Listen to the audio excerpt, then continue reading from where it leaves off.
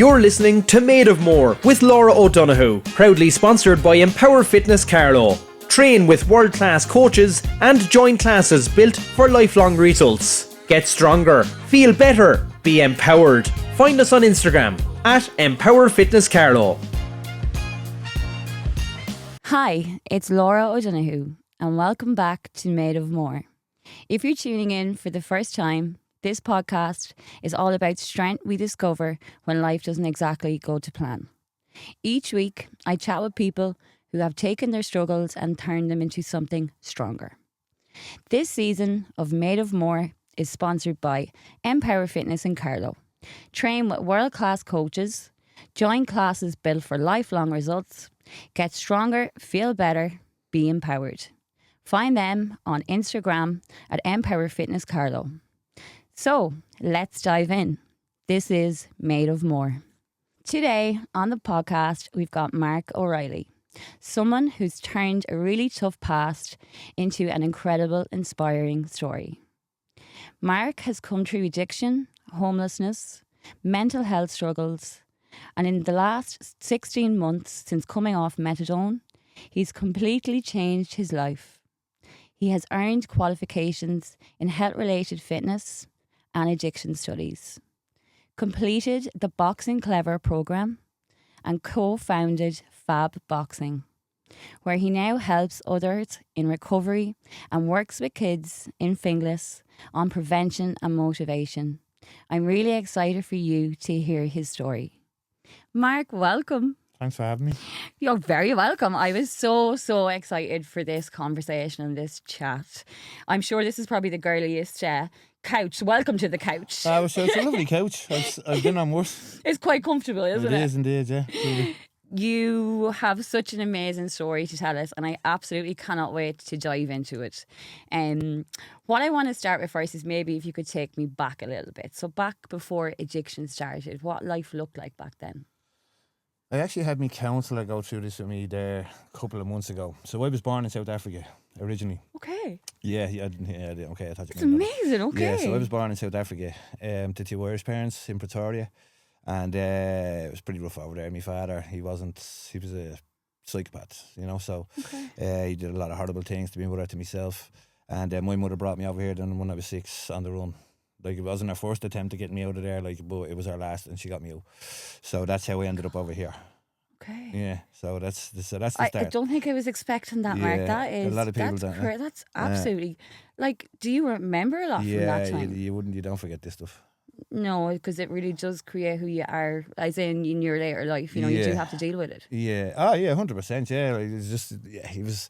I don't know. I tried to wrap my mind around it for a very, very long time, and then when I got to my early 20s, I realised I'm not supposed to understand this. I'm not supposed to understand that way of thinking, and if I ever did understand that way of thinking, I'd rather be gone than be a human like that. I suppose you're not supposed to understand that, though, are you? It's different psychopathy. He was a psychopath. You know what I mean? Only has to make sense to him. So what age did your mum take you to Dublin then? When I was 6. When you were 6? Yeah. And do you remember that time? Yeah, I remember South Africa. My first memory is before I can talk. It's only a few seconds long. I can remember my mother changing me nappy. A few second long memory of my mother changing me nappy. I swear to God, my ma remembers it too. I couldn't even talk. My ma was tickling my belly, and I was just looking up at her smiling because she was making a silly face. I was in a little It's like a little hammock thing. It's a chain. They used to use them years ago for changing babies. It's like a little towel hammock thing, I think. That's the way my mother explained it to me. But I've been telling my mother that story since I was very young, and she remembers that day as well. It's implanted in your brain. Yeah, I don't know why. It's only a little 3 second long memory. And then my first memory after that was when I was about 3, when the first time I remember my ma tried to run with me, and we were on an elevator. We lived in an apartment, kind of like apartments or something. I can barely remember it, but all I know is it was like an apartment block that had an outdoor swimming pool.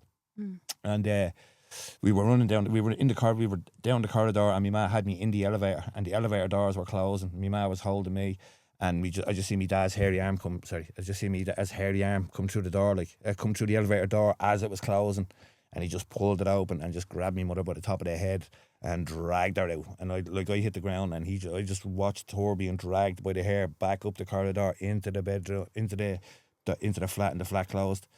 And I seen that a lot. I still can't watch movies because of that. So, Oh my God. yeah. I don't even have the words to describe how that would it's feel. nasty stuff, yeah. But your mom must have been so strong to then do that again. Yeah, she did it again then, yeah. He was away for 8 days. My father, he was a BMW sales rep. So he always had the best of cars, like from the outside. So my mother was a qualified beautician for Estee Lauder. And then my father was one of the top sales reps for BMW in Johannesburg. So we always had a brand new Beamer in the car because he was a sales rep. So we always had the newest model. And then we had a lovely bungalow, swimming pool out the back.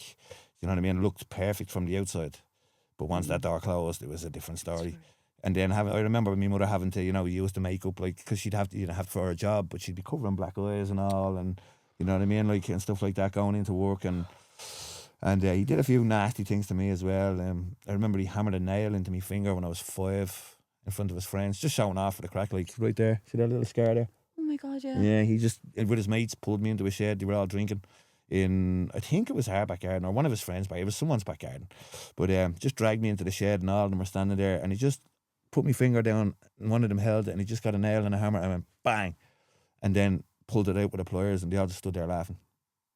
I don't get it either. I don't get it either, but I don't have to get the fear it. you must have had in your body at that age, and at that age you have no idea how to control them. You don't even have an idea how to control your emotions even when you're an adult. But when you were that small, that has to do things to you that I couldn't even imagine. He didn't feel like my father. I remember, I've said this to a few people, I remember my mother used to always bring me to school and collect me from play school and all when I was a kid. And I remember one time my father dropped me off, and before I got out of the car, he goes, "Give your dad a kiss." And I leaned over to give him a kiss on the cheek, and my skin crawled. It was the most unnatural feeling. Like, when I hugged my ma, I gave me ma a kiss when I was a kid. It was like hugging my mammy. You know what I mean? My mammy. Yeah. But when I gave him a hug and a kiss, man, I can remember the stubble.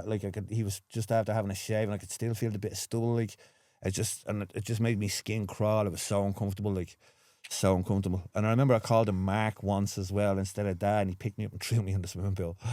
Yeah, for calling him Mark. Yeah. Was there ever a connection of love? Like, did you ever? Father? Yeah. No, did you ever have that? No, I was always terrified of him.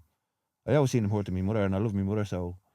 Your mother sounds like she was your absolute angel. She still is. Like, she's my hero, Lord, like that just, I don't know. I cannot imagine how you would even deal with that at that age. Do you remember then coming to Dublin? Do you remember that first day? I remember even before we landed, because when we left South Africa, it was a very warm time of the year. And when we came to Ireland, when we were coming in, I could see snow. And I had no idea what snow was. I thought it was white sand. I was like, "What's that?" I was looking out the window, and my mum was like, "That's snow." And I was like, "What's snow?" And she goes, it's cold, like frozen water. And I was like, "What? Frozen water?" You know what I mean? I said, "What do you mean? It looks like white sand." And then I wouldn't stop playing in it, because we ended up, when we first came over, we stayed with me nanny in Bluebell. That's where my mother's from, Bluebell. Okay. So we stayed with me nanny for a couple of months, I think. And for the first 2 weeks, I wouldn't stop playing in the snow. I got that sick. I got a kidney infection and ended up in the hospital for 2 weeks over it. Yeah. Then you were sick in the snow. So I was great in the snow for 2 weeks and then in the hospital for 2 weeks afterwards, because I wouldn't stop playing in the snow. I was making snowmen, my hands were frozen. My nanny's like, "Will you come in?" I was like, "No." I'm having it's the greatest thing I've ever seen in my life. Like, it looks like sand, but it's cold. What is this? It's sorcery. You know what I mean? Yeah, it was like exactly. magic to me. It was like What is magic. this? Yeah, because I'd never seen snow. Like, you have rain and you have heat. In South Africa, you have the rains, you have the wet season and dry season. There's no winter, summer, August. It's spring, you know what I mean? It's the dry season and you have the wet season. When it rains, it really rains. But most of the time, it's really hot. Like, really hot. I can remember that more than anything is the heat. Did you ever go back? I would, yeah. I'd love to go back there. I'd love to go and see Africa. I'd love to go to see Egypt. I'd love to go. There's a lot of places I'd love to go and see. I'd love to go and see all of the ancient megalithic structures all over the world, like South America, the pyramids, the Incas, the Aztecs, the Maya. So much to see. Yeah, the Valley of the Kings in Egypt, Göbekli Tepe. There's places in Europe, Asia. I'd love to see them all. Yeah, but there's nothing stopping you now. Well, my mother lives with us, and my mother's 73. She's got a bad heart. Okay. Do you know what I mean? So myself and the missus, we don't get to go out for nights, like not for the whole. We can't stay overnight or anything, because to look after me, ma. So when we go out, we go to shows. So we're going to Evolution on Saturday. Oh, you just going with The missus always comes. Yeah, the missus she trains in Origins as well. Oh, that is fantastic. And she's 4 months pregnant as well. She's still Oh my training. God, Baby on the way now, congratulations. Wow, that's amazing. Yeah, baby on the way now. Yeah. I am so excited for you and so upset for you. No one break here just with what you've been saying to me, and then something so happy. Yeah. It's so lovely that you have something so amazing now, Yeah. and like, you're going to be dad. Yeah, well, I've already got a 20-year-old son. Oh, wow. Yeah, and a 20-year-old stepdaughter. I have a grandson. And I have another grandson on the way. Mark, you have just so many lives, don't I you? know, yeah. People have been saying that to me since I was like 15. You've an old head on young shoulders. I'm like, I'm 15. It's just life experience too, though, isn't it? Or reincarnation, maybe. Yeah, maybe. You never know. You never know. Could have been here before. What was growing up in Dublin as a kid like? Well, I grew up in Bray as a kid. So, Okay. Oh, so you grew up in Bray, right? yeah, it was rough for me. Because Bray, like, it's a small town with a lot of people, and it's all big families. You know what I mean? So they're all so my son's Fitzpatrick, he's one that they're like the biggest family in Bray. Okay. And then most of the bigger families are Travellers, Morehouses, and they're all the guys I grew up with. Right. But I had no brothers or sisters, had no family, no one in Bray, nothing. So I was a target for these guys. Okay. And even though I was a kickboxer, like my mother put me into karate when I was 3 in South Africa. Right. And my mother hates violence. It was just To protect you. I don't know, and like she always taught me to walk away from fights. Like even when I fought in the nationals when I was 12 and 13 and 14, she never came to see me compete because she was terrified to see me getting hurt. But that's just a mother's thing. Yeah, I know. I'd it be is. like even you want to see me watching the lads fight? I'm so nervous watching the lads fight, course, even though yeah. I know they're killers and like they're completely capable. My hands are sweating. I'm like, oh. It's the emotional side of it, though. It's not how they're well capable. But you have the emotional side. Yeah, it's just me. It's just my nerves. Do you know what I mean? Yeah. It's not even. It's just me. It's just my own nerves. Do you know what I mean? I remember seeing which is one of my best friends, Scotty. He fought in Lion Fight. Do you remember Lion Fight in the UK? He fought in the Muay Thai Grand Prix against a really good guy called Michael Pham. And I remember watching like just before the fight started. I was like, right, he's going to be fighting now and all. And by the end of the fight, my jeans were soaked over the palms of my hands. My t-shirt was soaking wet. And it was some scrap. Great fight. It was a really good fight. Them nerves, though, definitely make you feel alive. I always say that when I'm nervous. At least you feel alive, you know? Yeah, and I used to get them when I kickboxed as a kid. I used to be really nervous, like to the point of nearly getting sick. Like I couldn't eat. I had all I could eat was popcorn because I've always had a sick stomach. So popcorn, the salt, and it kind of settled my stomach. And I don't drink getting fizzy. Okay. So, like, when I used to go to tournaments, I used to go out by myself. So, my coach, Massan, that we were talking about there a minute ago, he had a 2-seater red sports car. So, he used to always bring his son. And all the other parents, like, they brought their own kids. And my mother didn't drive.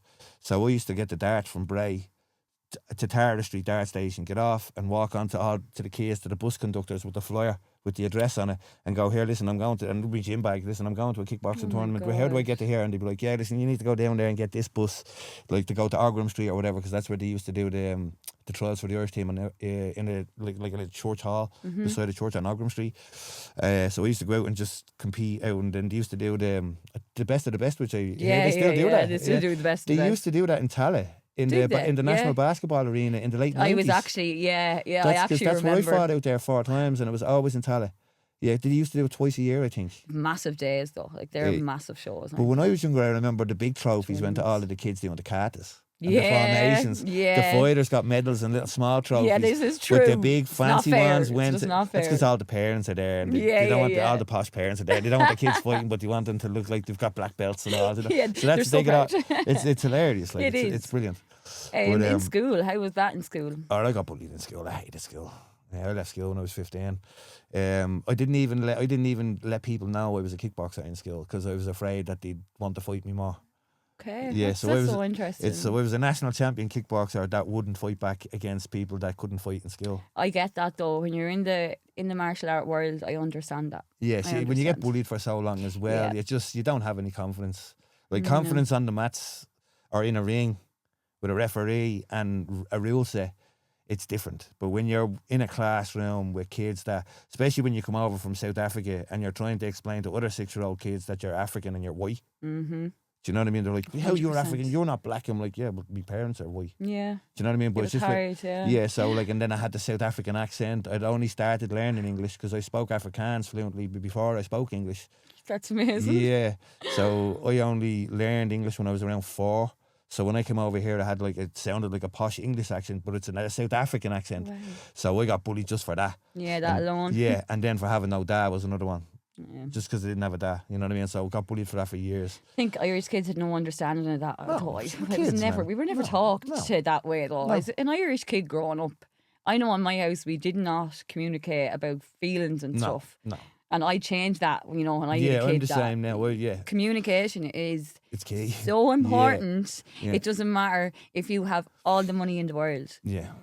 But if you don't have that connection, it's just amazing, isn't it? And people, if they don't feel understood as well, they lash out with anger. It's a secondary emotion. A lot of times when people they lash out with anger, we're actually talking about this with the kids in Finglas at the moment.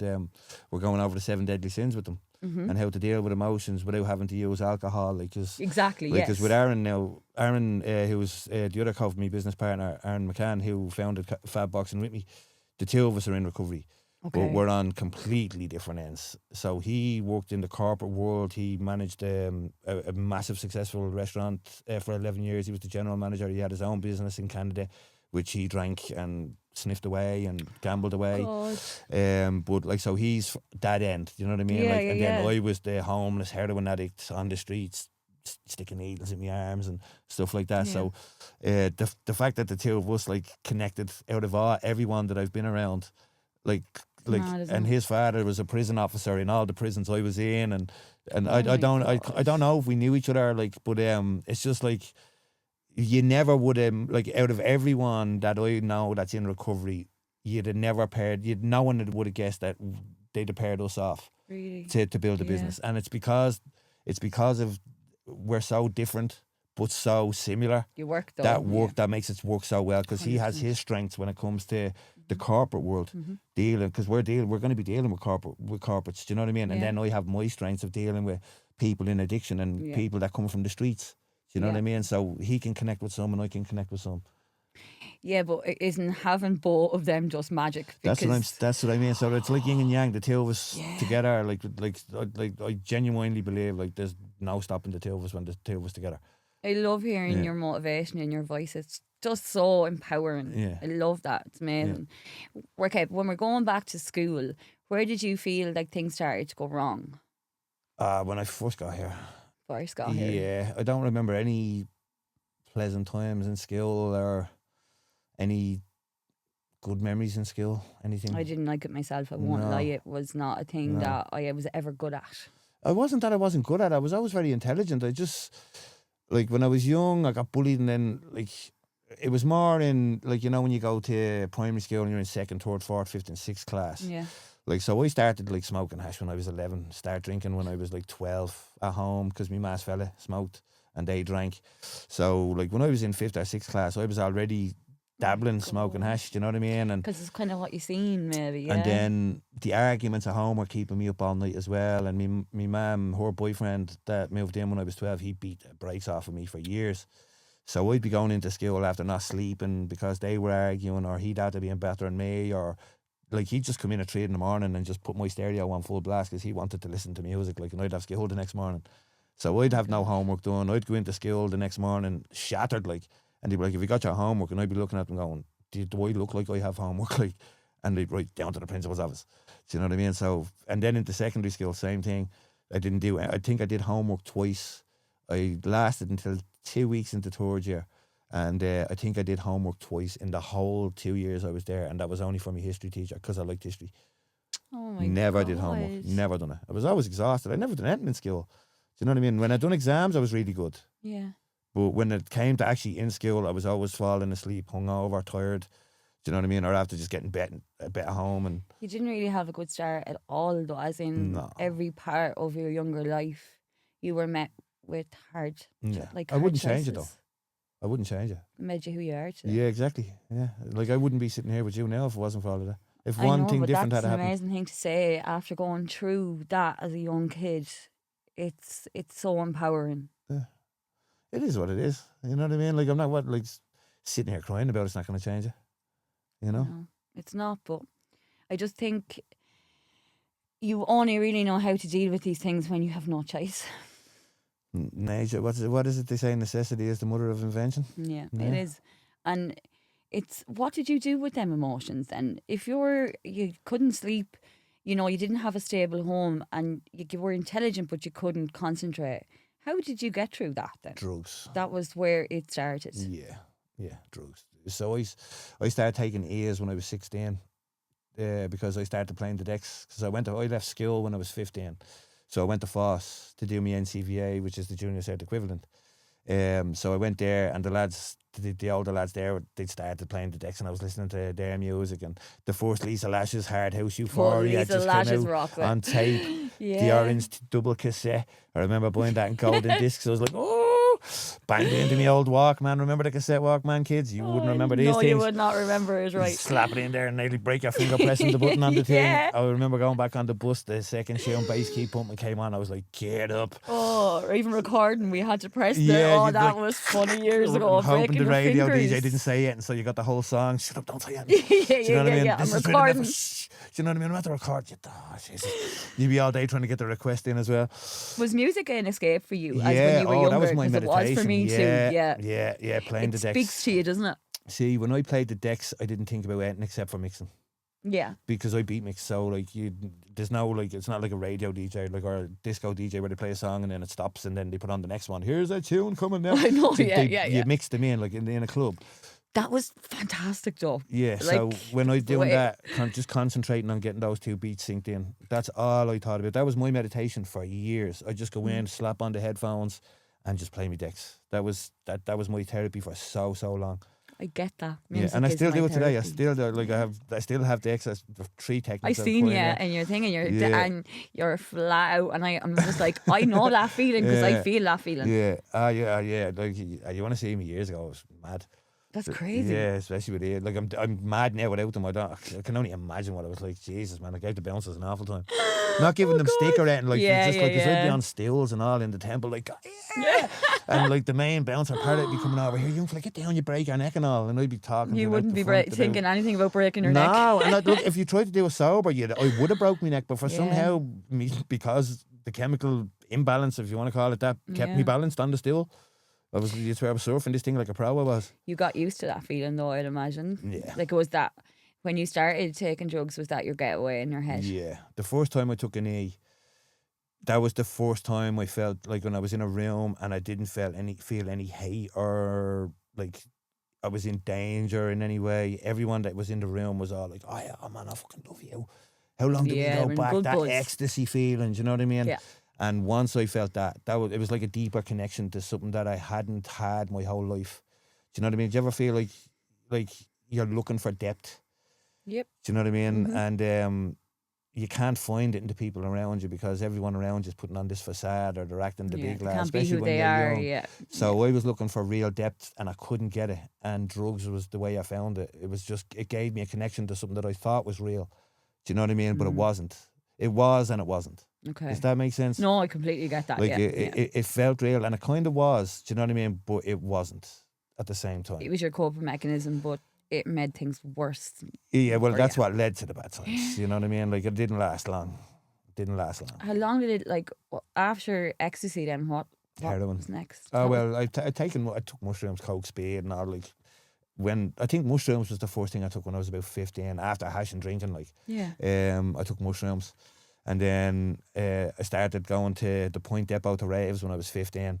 Didn't take E's at all. Used to go and have a great time. Just, you love the Yeah. music. And then I started playing the decks and then I just got curious, do you know what I mean? Because all the guys, the Temple Theatre was still open back then. Right, okay. And all the guys would be coming back on a Monday after being at the Temple in Foss. They'd be coming back on a Monday. Oh, Mark Kavanagh was leaving at the weekend. And I was like, oh, I can't wait till I'm 18. I can't wait. Can't wait to be there. Can't wait to be there. And just before I turned 18, it closed down. No.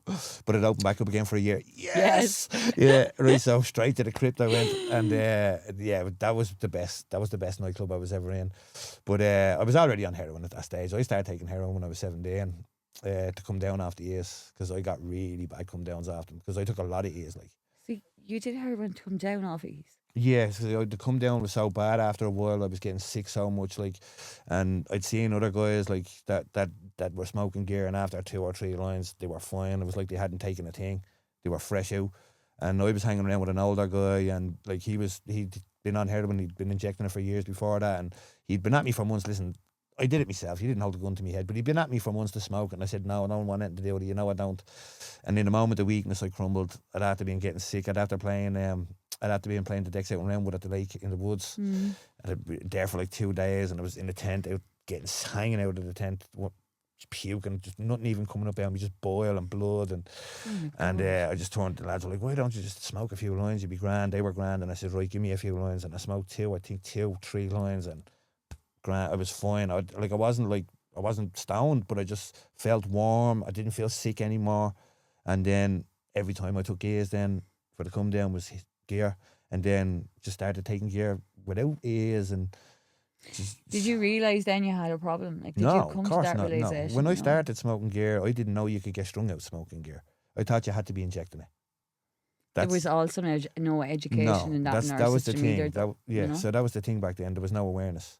So that's how naive I was. Like, I was like, oh, no, you have to be injecting it to get addicted. Like, and I smoked it for 6 years, and on and off. I thought I could stop, and I did. And then after about 6 years, I tried to stop, and bang, that's when it hit me. I was like, what's this? You know what I mean? And yeah, it was sickness. That is mental. Yeah. So you didn't do it for a while, and then so I'd stop for a few weeks or a couple of months if I thought, right, I've been doing it for like I'd take it easy. Get a break. I'd stop for a while, and then I'd go back for a while. So then after doing that for a few times, you think, oh geez, I can do that all the time. You know what I mean? And then you go to do it. Get you. Then eventually you go to do it, you stop, and you're like, hold on a minute, what's this? Now at night it's coming in, the legs are starting to go, and you're starting to cramp up, you start feeling sick. Yeah, so that just took over then. Yeah, and then methadone at 22, and. So how long were you on heroin for then? From what age? From 17? From 17 till I was 30, so 13 years.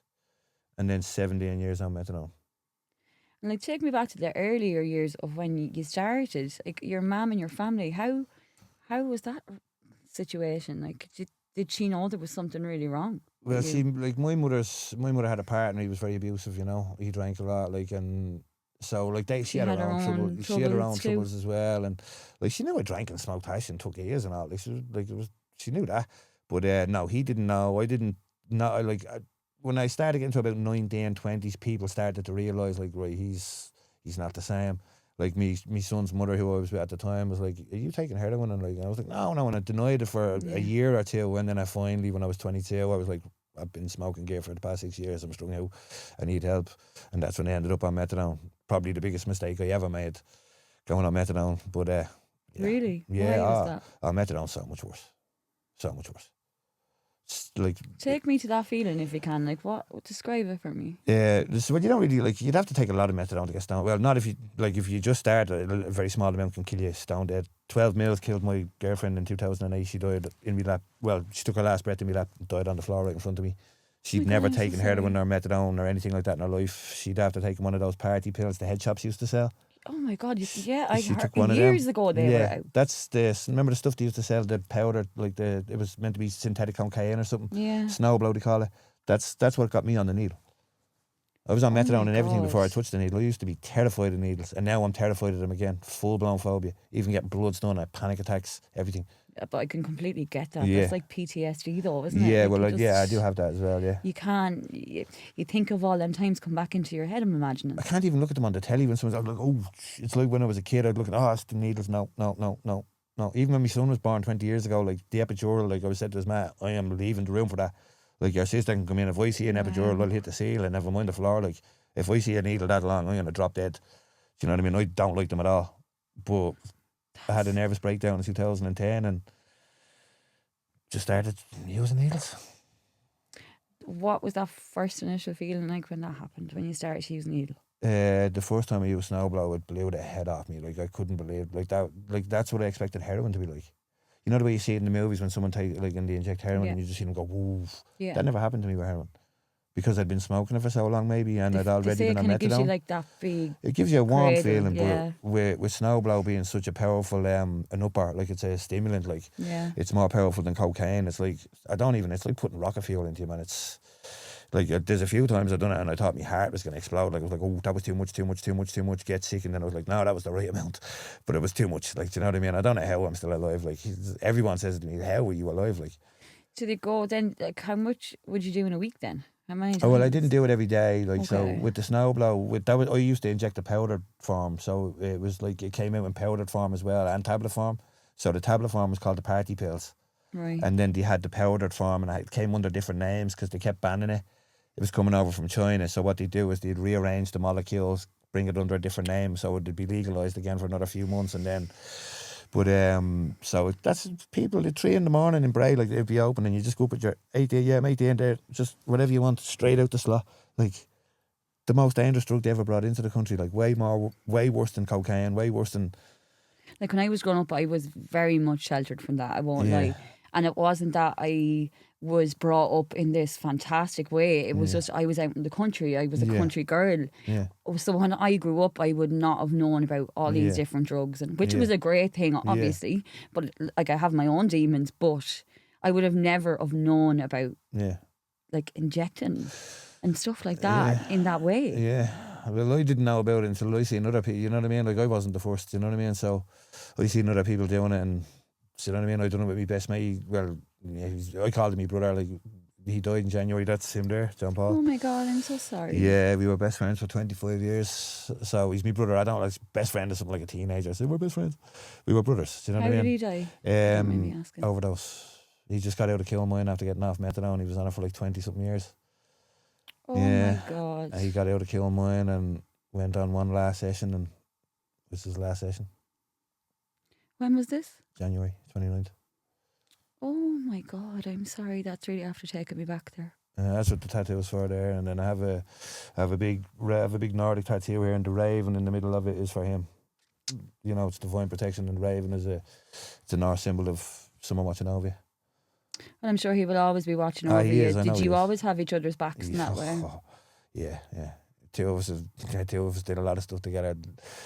We did jail time together, but never in the same prisons. We've been in loads of guard stations together. Two of us did. Yeah, he was the real 3 a.m. in the morning, ride or die type of friend. Yeah. Don't get many of them. And like, No, he's very the only lucky one to I've even ever have met. One, He's the only one I've ever had. You know what I mean? Like, he was the sort of friend, if you got a phone call off of him at 2 a.m, your heart dropped. Because you knew, right, Something was wrong. Yeah, we're either going to do something or someone's getting buried or something. You know, that never happened. But, like, the road we were going down, it could have. You know what I mean? So it was always in the back of the head, like, do you know what I mean? Like that one day there'd be that call, like, listen, we have to go and do something. Do you know what I mean? Like, so, and we nearly did a couple of times, you know? Like, we did a couple of few stupid things. You know, never killed anyone or anything, but... No, but we all have done stupid things in different ways. Yeah. But at the end of the day, I think that's life, isn't it? Yeah. You really, and I always say this, excuse me, you only learn from doing things wrong. That's the only way you learn mistakes. And it's not being hard on yourself in that moment, it's actually learning from that moment. Myself and Aaron say it all the time, you don't win or lose, you win or you learn. 100%. You only ever lose if you quit. And that's why I think it's so important for the young people to be hearing what we're trying to say too, because we grew up in a very different way, whether that be in violence, whether that be sheltered. You know, everyone grows up in a different way, but I do find we didn't have social media, we didn't have phones, we didn't have things to complicate our lives in that way. Yeah. So it's very different. We are here to try educate them on how hard we found it growing up, you know? Yeah. And that's what makes the difference. People like us that have been through things to try fix it, that's what matters. Yeah, well, I've always said, even since I was young, if you ever find yourself in a position of power where you can help someone, you're obliged to do so. 100%. You know what I mean? Like, so why not? Like, I would have loved it. You know what I mean? I would have loved someone to help me. But if they have, I might have messed up again. You know what I mean? Because if someone gives you a soft place to land all the time, eventually you're going to keep thinking you have a soft place to land, and they're going to get sick of that, and then eventually you're going to fall and you're going to hit the ground hard. And if that doesn't happen when you're young and you don't learn how to cope with it when you're young, you're not going to be able to cope with it when you're older. You didn't have anyone to really help you cope with any of that though. Did No, you have did anyone from the community try to help? Well, yeah, the Break Community Addiction team, they were very good. BCAT. I used to go there. They were like it was like they had like you could link in there. I had my very first key workers and all were from there when I was like 17.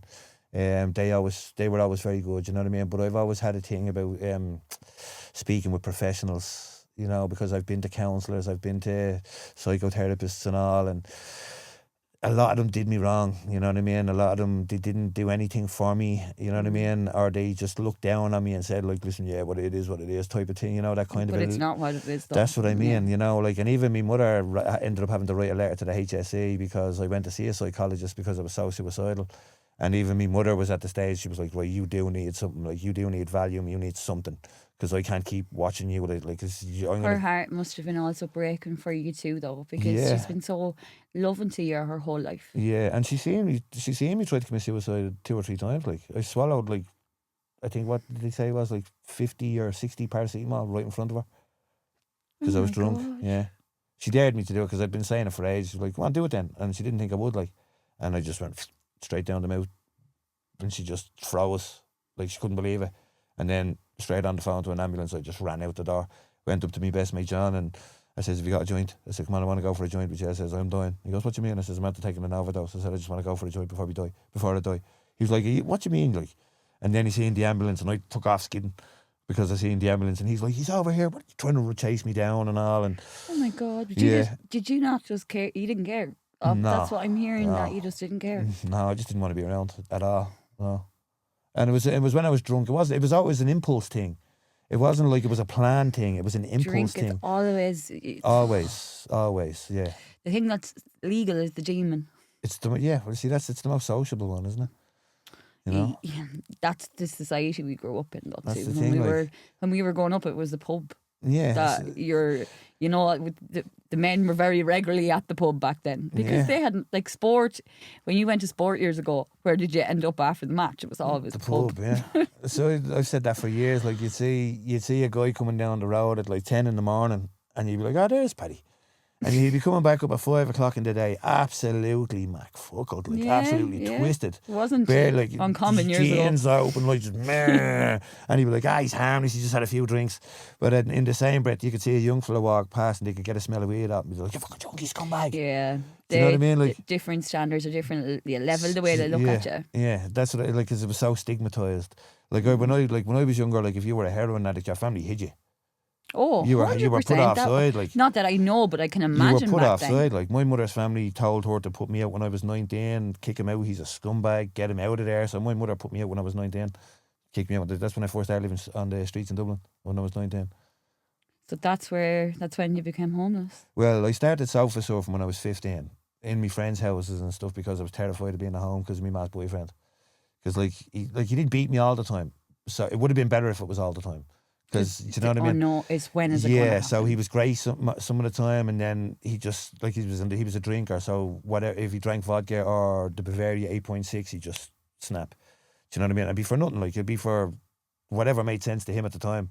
I'd be just sitting beside him, and I'd turn around, all of a sudden I get a headbutt right in the mouth. Like, what was that for? Do you know what I mean? That's why my lip is kind of coming up here. It's all scars from inside me. Because he used to always punch me in the mouth, so my lips had ruptured. Like, and then I remember when I was like 15, 16. Going out drinking with the lads from school or from Foss, and my lips, I couldn't drink out of the can, so my mates had to go to all of the pubs on the strand on the beach to try and get straws out of the pubs just so I could put it in the corner in my mouth to drink with the boys, like, because my two lips would be destroyed, like, just swollen and just all ripped up at the back. And Like, I'm sure you wish you had that little bit of love, that extra bit of love, that you needed it.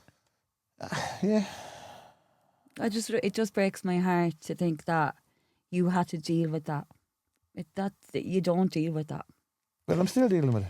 Oh, again, you will be I always forever. will be, yeah. I always will be, yeah. I'm riddled with childhood trauma, PTSD, anxiety, depression. I've had all of these my whole life, and I don't take antidepressants. I don't take anything for anxiety. I don't take anything for anything. You know what I mean? I just deal with it. I was on antidepressants for years. I've been on heavy antipsychotic medication. I've been on, I think I was first prescribed antidepressants when I was like 14. They prescribe them very quickly, though, Yeah, because they'd rather medicate, yeah. there's not a massive amount of facilities for people to get help. Or See, the money's not in the cure, it's in the medicine. no, of course it is. But the national prescribers over here now, thankfully, they've started prescribing fishing and exercise and stuff like that now. Fantastic. They started in England originally, As far as I know, it's that. The first I heard of it was when I was in England, and then when I was doing my level 5 in the CASE Community Addiction Studies, I found out that they'd started it over here now. The national prescribers, instead of handing out medication for depression and anxiety, doctors are saying to people, "Why don't you try walking? Why don't you try? Have you tried fishing?" There was a case in England where the doctor prescribed a guy, Billy Connolly, the comedian. Wow. He said, "Try watch a bit of Billy Connolly," and he said, "Your man watched it and it's fine." So it wasn't okay. Well, this is this tablet. It was. Yeah. Try this Try before. this, yeah. Before we medicate you, why don't we see if we can sort it without medication, which is the way to go. Do you know what I mean? Oh, 100% is the way to go. It's the way to go. Because you're within your own mind then as well. You're not relying, is probably the word, on a tablet to make you feel okay. Because when the tablet is not there, you have to deal with you not feeling okay still. And the minute you take that tablet, you're part of a massive machine then. You're after being pulled into a massive machine that's designed to do exactly what it's doing. That's why they're still giving people methadone instead of Suboxone. Like Suboxone has, I think it's like a 90% success rate. I could be wrong, don't quote me on that. But it has a much, much higher success rate of coming off than methadone. And they're still prescribing methadone over Suboxone. How long were you on methadone for then? 17 years. 17 years. Like, I always thought it was for a short space of time, and that's it should be. That's what it originally came out as. It was supposed to be. It was supposed to be a short-term detox program. How is that a detox program turning into 17 years? Well, that's it. This is when it first came. That's what it was supposed to be. Yeah. But then they realised, Jesus, like this is really addictive stuff. Like we can keep them on this. Do you know what I mean? Because most people that are on methadone for 17 years, like I was, they never come off of it. Like my doctors told me I'd never come off it. My own doctors told me, "You're a lifer. Like that's it. You're it. Like that's it. With all your injuries and all your after being living on the streets for us, your body won't be able to handle the withdrawals." Oh my God. Yeah. And not only was my body able to handle the withdrawals, I did it without treatment, no medical supervision, done it at home, and I trained Thai boxing through the whole thing, and I'm still training. Broke bones, torn ligaments, I'm so everything. amazed by you. And my doctor was like, "No, you need to stop. You need to calm down. You're going to drop." And I nearly did a few times. I nearly did. I nearly dropped a few times. Nearly had you're made of tough stuff though, in fairness, and it's just unfortunately you're made of tough stuff from trauma. Yeah, well, that's how you. Well, look at all the biggest warriors that ever lived. None of them came from an easy life. No, you know what I mean. It's like so true. Everyone wants to be a warrior until it's time to go to war. Very true. You say it all the time. I'm going to ask you this: what does a day look like being homeless? Like, when I was young, it used to always break my heart to see homeless people. Yeah. Sorry, that is making me so upset, but it broke my heart. The first time I remember when I first came out, it was terrifying. You know, in Dublin, so I wouldn't sleep. So I'd sit on a bench and try and stay awake, and like you'd be nodding off, and I'd be like, no, don't go sleep. Like this is Dublin. Do you know what I mean? This was when the Lewis was only being built.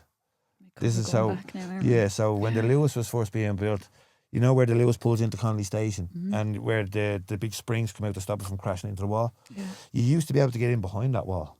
It was a little half crescent moon shaped thing. It's all blocked off with steel now, but you used to be able to get in behind that wall, and we used to sleep in there.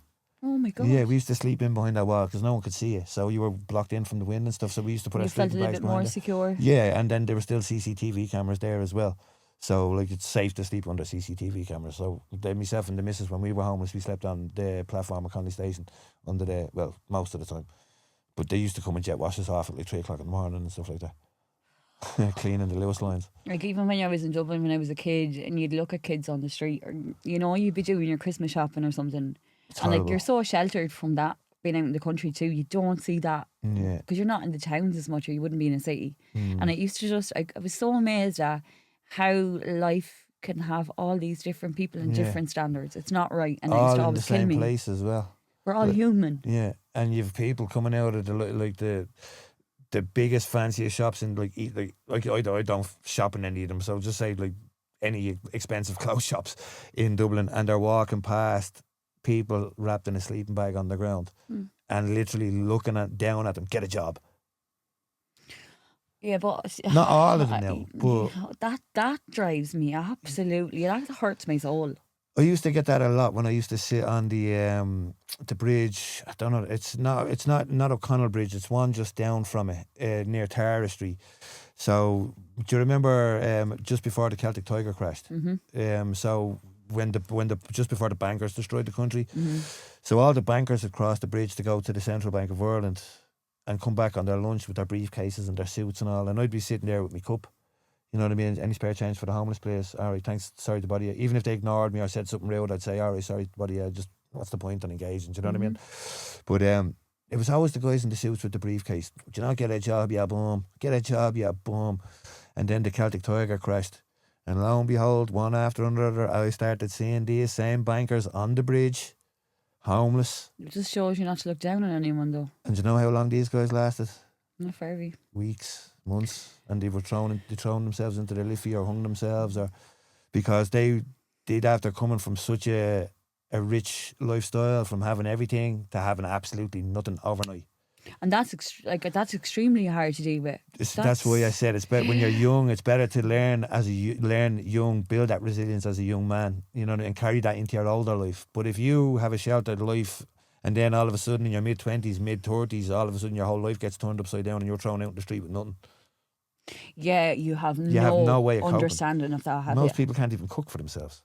Do you know what I mean? And how did you get fed and stuff? Like, did you soup kitchens? Yeah. Did you use like any of the hostels, or was it too dangerous to be in hostels? So when I first came out, I avoided the hostels. That keeps falling. Is that my fault? Oh, sorry. No, I think it should be okay.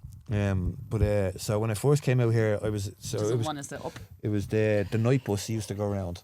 So you'd be on the quays, and it was a bus that used to go around. It was called the night bus, and it'd go around picking up the homeless and bringing them to the hostels. And if there was no room in the hostels, then they'd give you a sleeping bag. If there was no room left, like after, they'd give you a sleeping bag. But there was a few hostels like Camden House I was telling you about. That was one that I avoided for the first few years being out here, because it was notorious for being run by a clique of lads. Like, I think it was Travellers. This was what I heard when I was 19. A very long time ago. Do you know what I mean? Like, but then I ended up staying up there, and it's like any other place. Do you know what I mean? Like, anywhere is dangerous. Like, the streets are dangerous. You know, like. But is that feeling that you feel alone? That feeling that I've always wondered that. It's horrible. Yeah. How does that feel inside? Because you walk past people that are homeless, and like as like a society, we should have more empathy. Yeah. But it's not there. No. And it's getting so much worse. Yeah, that's because everyone's too wrapped up in their own lives. That's really sad, though. Yeah, but that's because that doesn't help anybody else. No. Doesn't help anybody. That's why these conversations are so important, because people need to see that you can go through the absolute hell and still turn out to be such a creative, respected, and someone that really makes a difference in the community. That's what matters to me. Yeah. It's not how much money you have, what house you have, what car you have. I don't care. It means nothing. It means nothing. Can't bring it with you. If you're not, an empathetic person, and you're not like there to listen to people, what's the point? Like, exactly. You're here to help other people. We're all human. Yeah, exactly. And if you've been in struggle, if you've been through struggle, like, this is another thing I say as well. Like, weak men use their past pain to hurt the world, to show pain to the rest of the world, because the world owes me, the world hurt me. But real men use their pain to make sure no one else ever has to go through the pain they went through.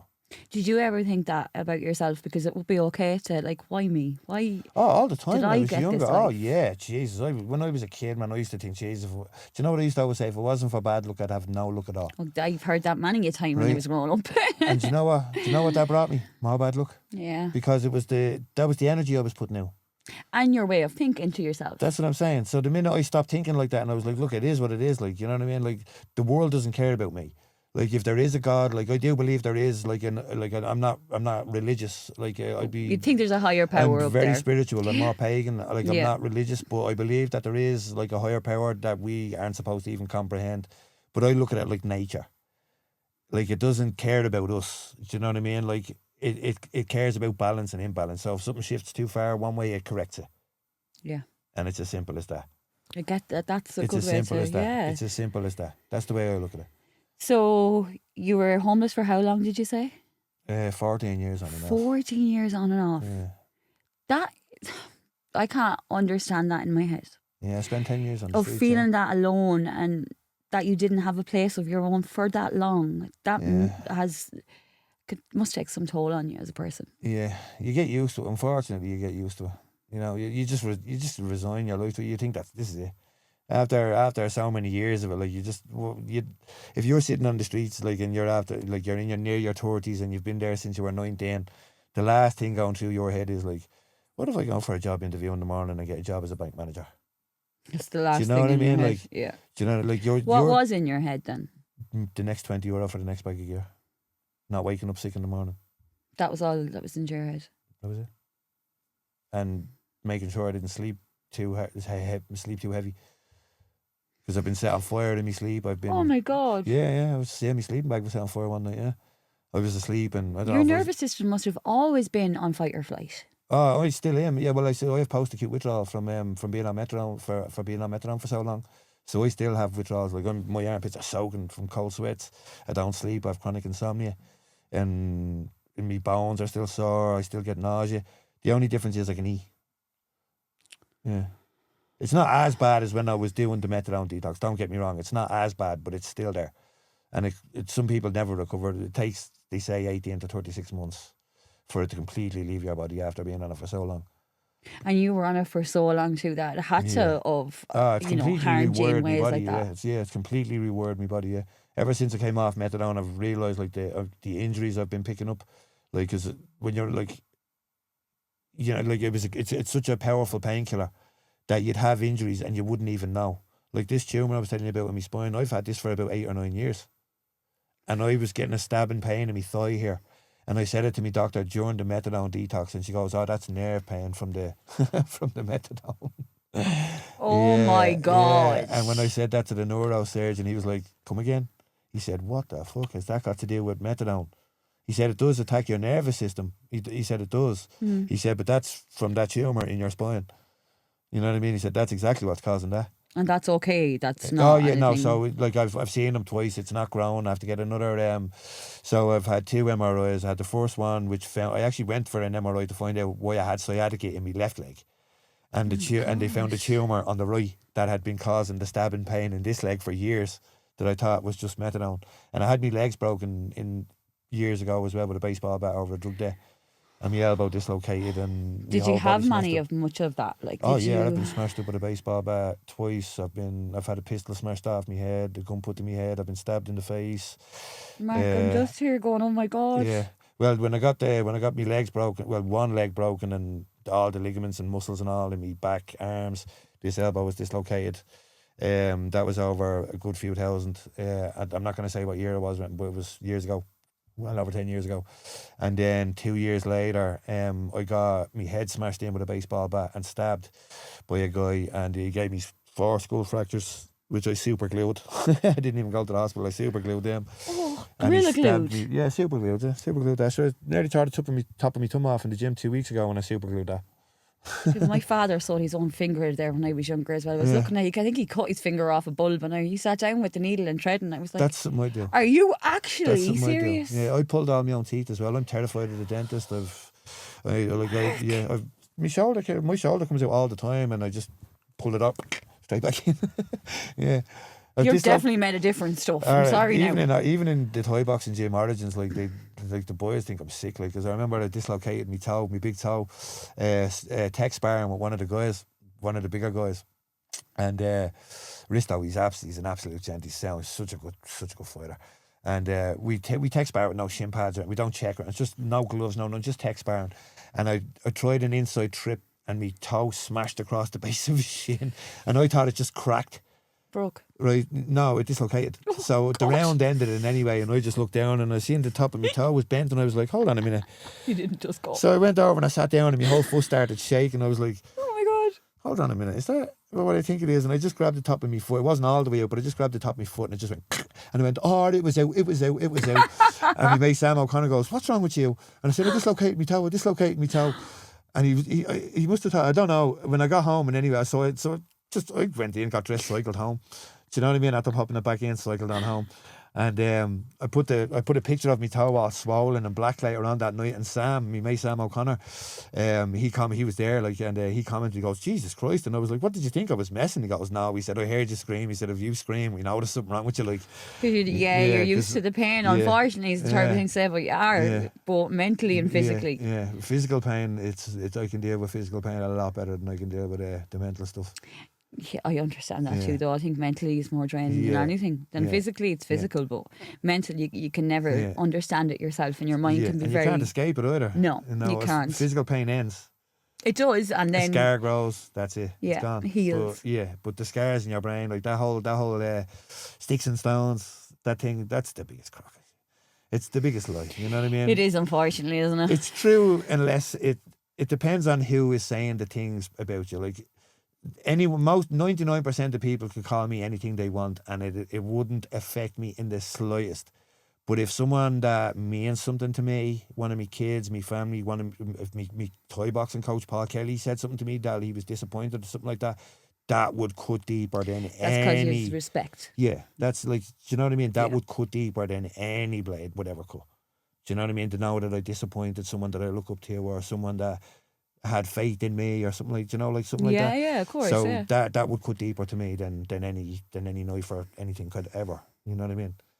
Like, even when you're out homeless, does your body get really sore from, like, it must get really, really painful from lying on the ground if you're lying on the ground a lot? Well, the heroin hides that. That's what, like, and the methadone, that's what I was saying. Like, and then when I came off methadone, now my back is in bits. I can't sleep because of the pain. And then pain fuels insomnia, and insomnia fuels pain. Yeah. So it's a constant cycle. It's a battle, isn't it? Yeah, so one thing's fueling the other, and that's fueling that. So it's, you know what I mean? It's a constant cycle.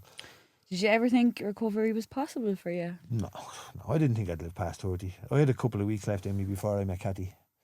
You know, it was meeting Cathy on the streets. Is the girl that changed? Yeah, it was Cathy. Yeah, it was. I Cathy, love that. That's amazing. Yeah. So the two of us, we were already friends for about 6 months. I remember the first time I ever met her. So we were in Merchants Quay, and it's a soup kitchen and a needle exchange. They do safe injecting and all there now in Dublin. Oh, so fantastic! It's the first one in Ireland. Brilliant, it is Merchants Quay. A really good charity, really good organisation. So I used to go in there for my soup and sandwiches every day and tea, you know. Yeah. And I remember being in there one day, and I was waiting for my soup and sandwiches on food or whatever, and I looked down the back, and there was a girl going around with a black boot because she'd a broken leg or something. Yeah. And she was going around making tea and coffee for all the older ladies and all before she even made her own. Do you know what I mean? And I was like, that's a sweetheart. That's sweet. That's a proper sweetheart. You seen that? Like, do you know what I mean? So I was with another girl at the time. It wasn't serious. It was just like a few months thing. Like, and she was with another guy called Mark, funnily enough. And that's not crazy. Yeah, I know. It gets crazier, trust me, because this is the second time I went to ask one of his girlfriends to throw the stuff. I'll get to that now in a minute, right? This chat.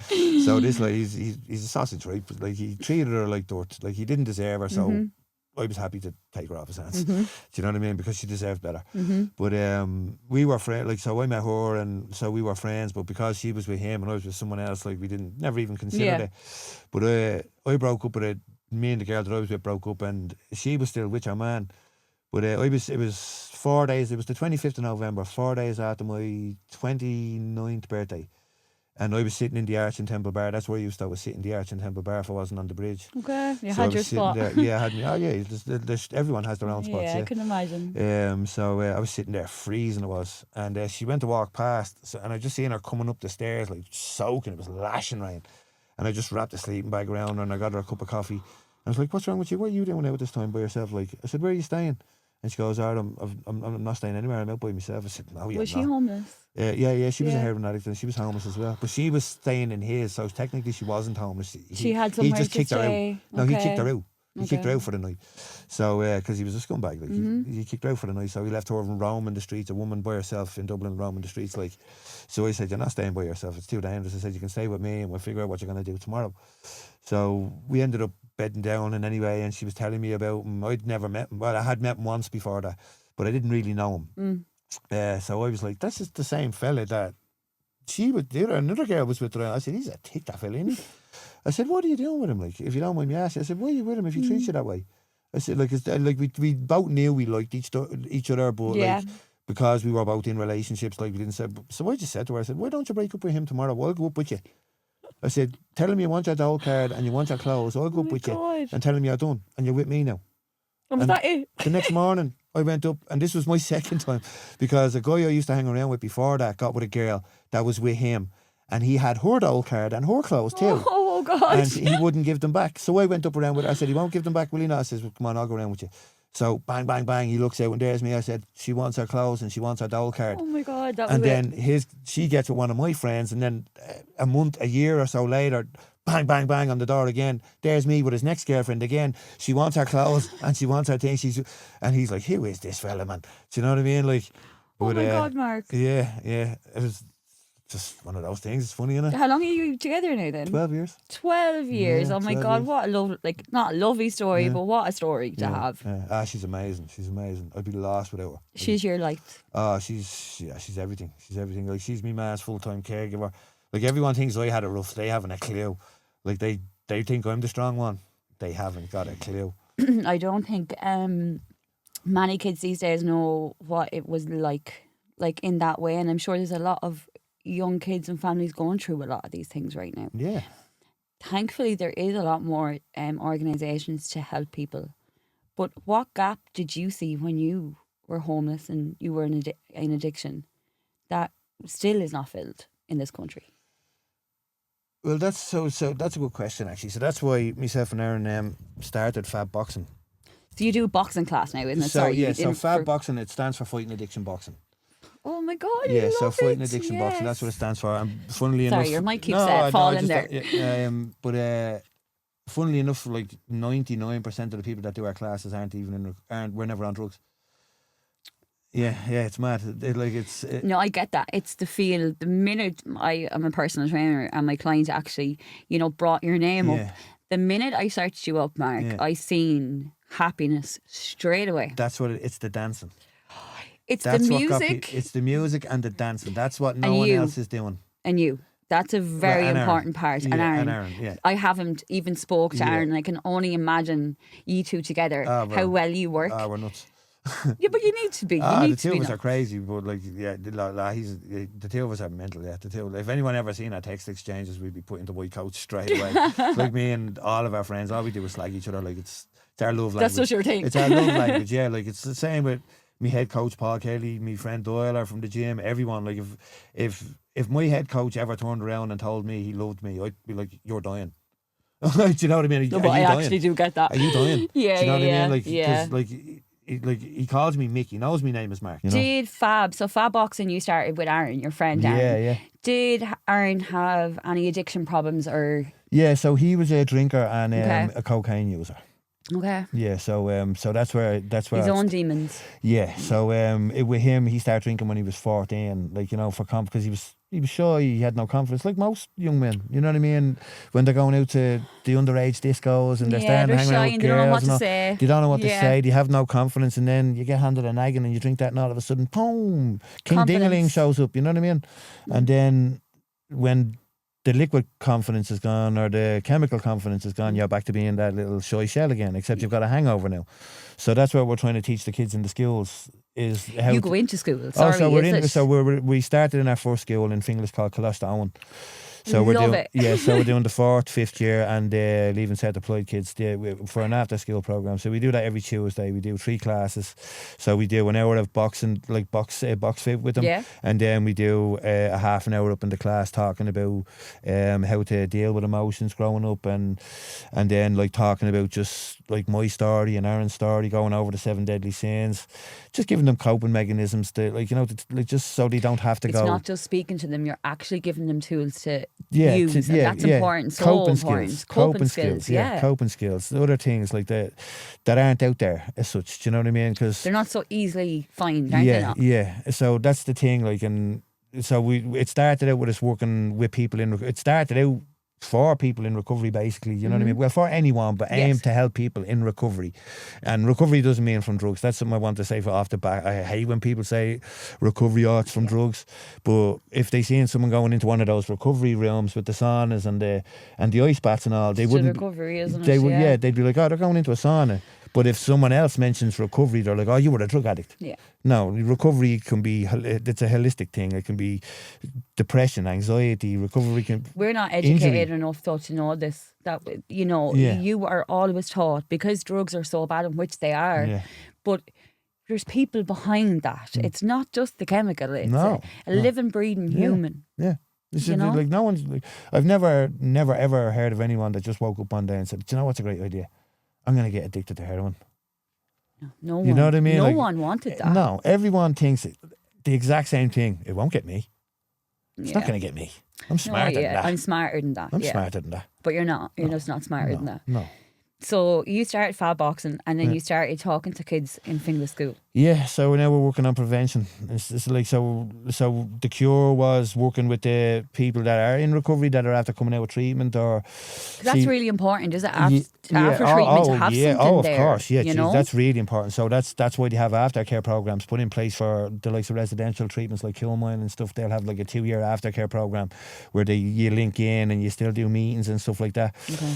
But I tried the meetings when I was younger and they didn't work for me. Aaron tried them, they didn't work for him. What worked for me was martial arts. That's what worked for me. Training, kickboxing, spar, and getting punched, getting kicked, and doing the same to other people. Like, you know what I mean? That's what worked for me. Stress, it gets that Stress stress relief. that could get you in a massive trouble. Why not put that energy into something that's going to make you a better person? That's what I'm saying. You have a skill, you have a technique, and confidence, but you're not an asshole. No, and the best place to learn a lesson, that if you have an ego, the best place to have that ego checked, the safest place to have that ego checked is in a martial arts gym. 100%. Because you're not going to get splattered by a drunk guy and your head hit the concrete and you could never wake up. You're going to get a few kicks into the leg. If it's me, you're going to get a few low kicks. Yep. Maybe one shot into the face. If it's a heavy one, I'll stop, and then it's going to be low kicks after that. Do you know what I mean? Like, just to let you know, look, man, don't do that again. Do you know what I mean? You have to learn discipline. Martial art is a big discipline, Yeah. and it's not just listening. It's No. how you carry yourself. Yeah. It's same as going for like fight days. Yeah. How that club carries themselves when they're at that fight show is the most important thing. Yeah. It's have you got, compassion for people when you're done. Yeah. That's It's the show what of it respect teaches after you. the fight. Yes. Getting down on your knees, like to thank your opponent. Yeah, bow to your opponent, you know. Sometimes it doesn't end that way. Like young That's lads life. with it happens. Do you know what I mean? That does be there. Like at the last show I was at, there was a little bit of a brawl in the ring, but after Josh won his last title, his last heavyweight title, ISKA title, by knockout, first round knockout, I think it was, and yeah, a bit of fuss Tempers was flare kicked though up. as Yeah. well. And Even I went hated. to even I went to jump and get into the ring when I seen it happen. Like, it's just my protective instinct. No, that's not happening. I'm not just going to stand here and watch my teammates just stand there fighting. Like, you know what I mean? I'm going to go in and try and stop that. Yeah. But that didn't really end really well. I nearly ended up getting in a fight with another guy. He started screaming at me and all. He had his daughter with him and she started crying. Anger doesn't help though. Yeah, I mean, it's hard yeah. to get past that, isn't I it? tried apologising Calm loads down. of time, but he wasn't having it. He ended up leaving anyway. But like, I didn't even see him. Like, I just ran past. Didn't even see him. It was a complete accident. No, didn't even touch him. But Yeah. apparently, I scared him or scared his daughter or something, and he wanted to make a statement and get up in my face and scream at me, even though I kept apologising, and he just kept screaming, and his daughter got worse then, and I was like, man, you're the one screaming. Like, of course your daughter's crying. Like, will you stop? Like, Do you agree though? I think like when you're going to sporting events and all that, the ones with no alcohol are the best ones because. yeah, well, I do now. I do have a drink from time So to you do have a drink, Oh, yeah, okay. from time Yeah. to time. Like, his drink wasn't like... Wasn't your demon? No, so like, I don't really take coke or anything. Like, I was A's and then heroin and then snowblow. Like, for a year when I was 19, I was flat out on the coke, but snorting it. Do you know what I mean? But like, after years on the streets of heroin and all, like, do you know what I mean? Like, I go out for what am I going to go and score heroin after having a few drinks? Yeah. Do you know what I mean? I have a few drinks. The missus, we go to a show. If one of the lads have a title fight or something, like this weekend now, I'll have a few drinks at Evolution. Yeah. The missus won't be because she's pregnant. You know what I mean? Yeah. So she'll be on the bleeding. She'll be on orange juice or whatever. I don't know what she'll be Or the drinking. 0-0s. And can you drink them when you're pregnant? Are they I okay? think so. I think they are. there's Don't quote me on that 0.1%, either. Andy. Though. Oh, there is 0.1. Yeah, 0.1, yeah. I actually don't drink Yeah. at all. Yeah. That was just a choice for myself. Yeah. I have fibromyalgia, so I don't. okay, My nervous right, system is high as it is, so I yeah. don't drink. Yeah. And do you know what? It's one of the best things I've ever done. Yeah. It's not because, I am so against it. It's just that I know I do not need it to be. Yeah. I don't need to be a different person. And Yeah. it just makes no sense to me. Yeah, well, alcohol. now see, I don't get drunk. I haven't been drunk in. I don't think I've been drunk in over 10 years. That'll show you though you're at a stage from your life now that you're just happy with the Yeah. way things are going. If I start feeling any way drunk, I'll start drinking water or just Okay. orange juice. You And got then sense. and then I'll get a bit of food into me or something, Yeah. and then like I might have another couple after that, but like, and then I don't like I'll spare it out over the day, like, you know what I mean, like, so. But like I said, it'd be 4 times a year. Do you know what I mean? Like, you enjoy it when you do. Yeah, so Yeah. like last year I drank 7 times, but it was my 40th in November, and then the Christmas party, and then New Year's, and then there was another celebration in there somewhere. So like I think 3 or 4 of them were just in November, December alone. So that's why it was 7 times last year, because of my 40th and all. But normally maybe 4 times a year I drink.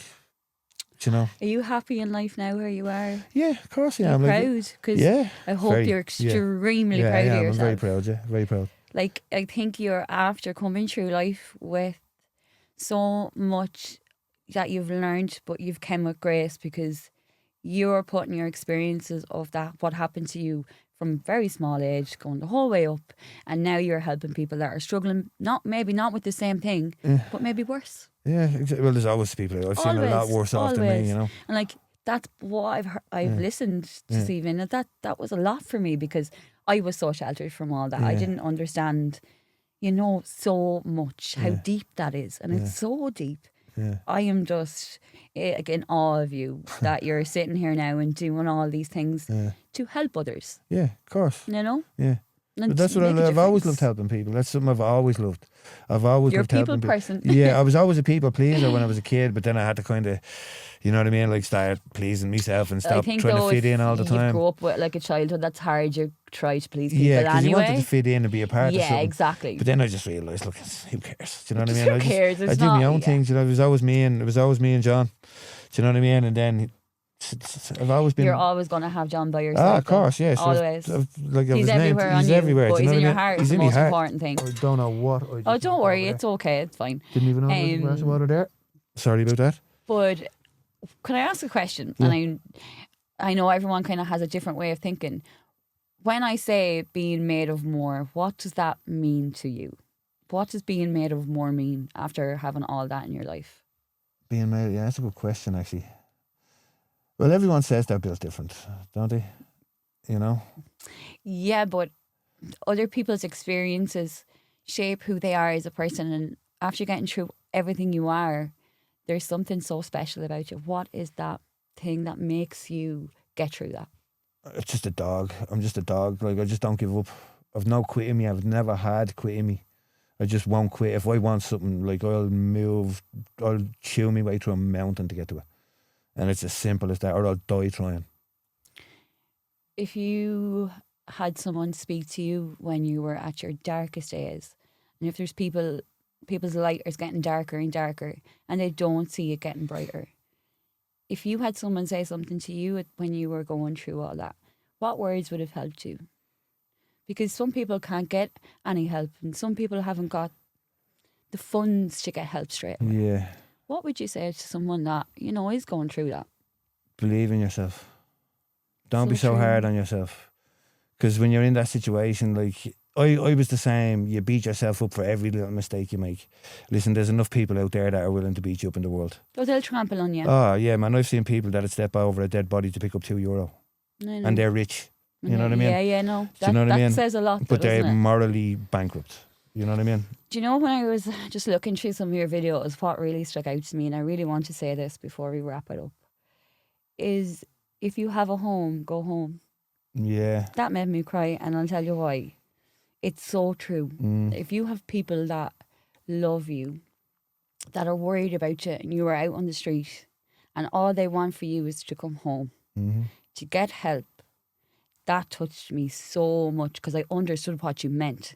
It wasn't just go home. It was, if you have a If home, you have a home, go home. go home. Because that's your family care about you. You know what I mean? Your family love you. I wasn't lucky enough. Now, my mother loved me.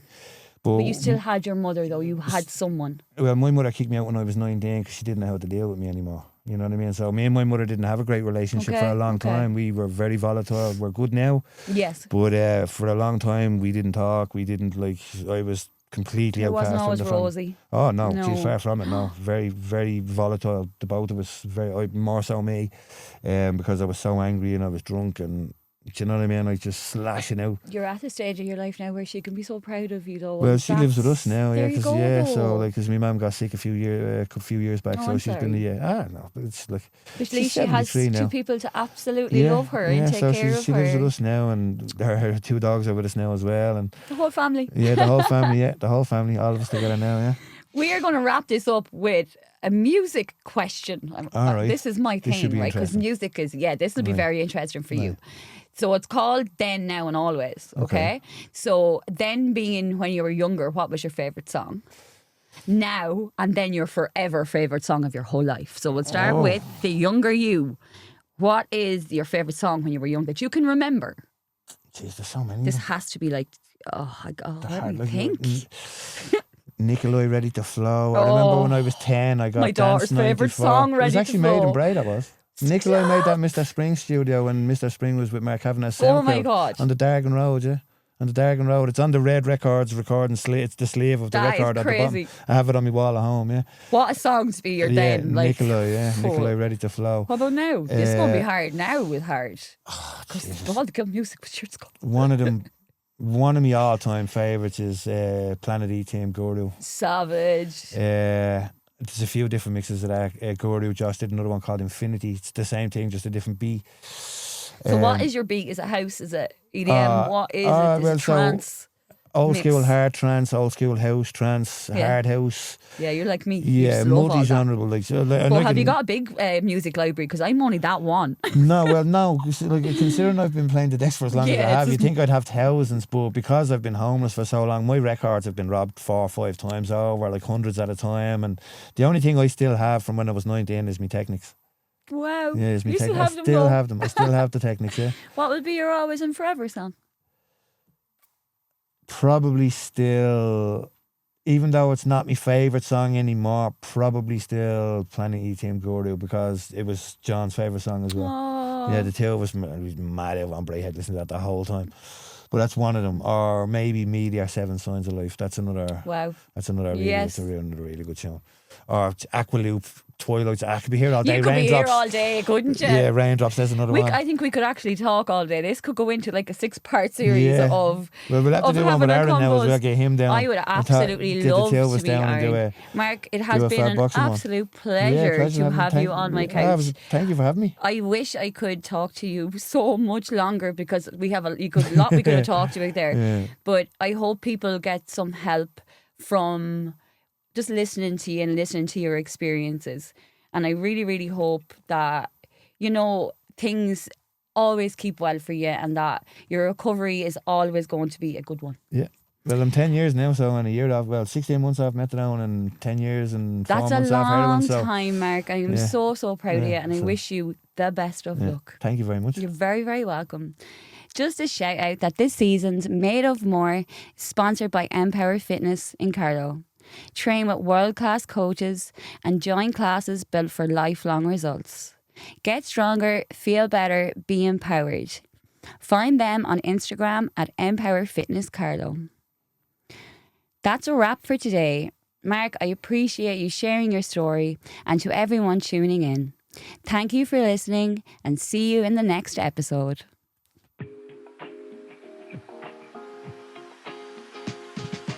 You've been listening to Made of More with Laura O'Donoghue, proudly sponsored by Empower Fitness Carlow. Train with world-class coaches and join classes built for lifelong results. Get stronger, feel better, be empowered. Find us on Instagram at Empower Fitness Carlow.